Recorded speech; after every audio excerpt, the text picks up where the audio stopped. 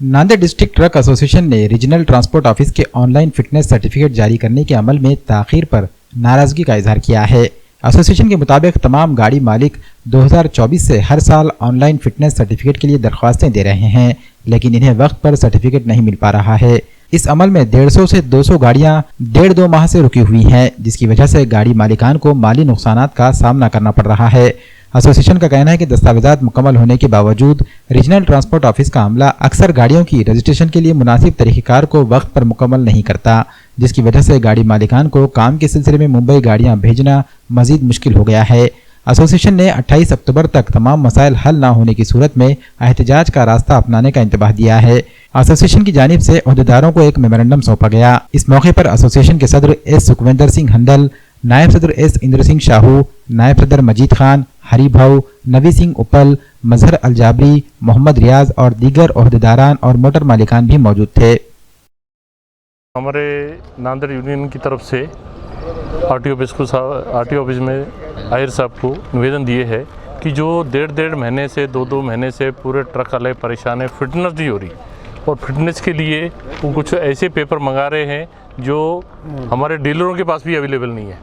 अभी हमने आके बोले भाई 1.5 महीने से उनकी इंस्टॉलमेंट रुके वाली सब रुक गया है, इसलिए आप ये काम करके दो या उनको बुलाओ कैसा। तो इन्होंने हमें आश्वासन दिए है कि मैं जल्दी से जल्दी 2-3 दिन में जो जिनकी फिटनेस रुकी है उनको मैं फिटनेस करवा के देता हूँ।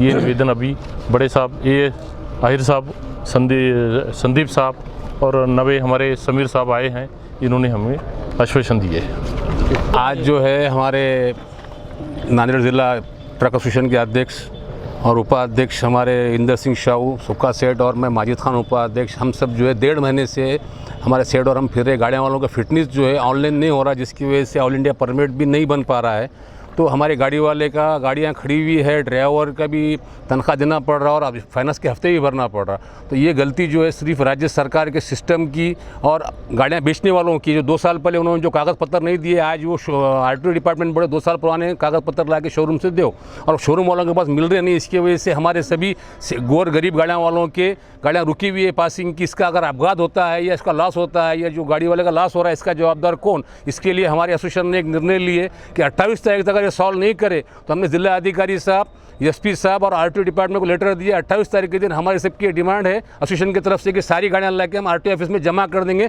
इसकी जवाबदार प्रशासन रहेंगे। धन्यवाद।